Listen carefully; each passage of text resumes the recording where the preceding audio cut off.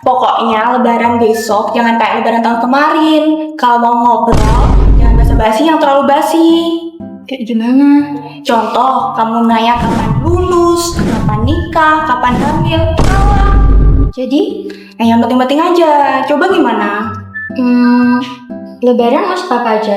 Nah, itu mah jelas 4 sehat 5 satu. Coba lebih serius. Apa hal yang wajib dilakukan penyelenggara kegiatan statistik sektoral? Nah, boleh. 1. Memberitahukan rencana kegiatan statistik seperti survei dan kompromin. 2. Mengikuti rekomendasi BPS. Dan terakhir, menyerahkan hasil ke BPS. Kenapa harus minta rekomendasi? Ya, untuk menghindari duplikasi data, terus menghimpun database metadata sektoral, dan data dapat dipertanggungjawabkan.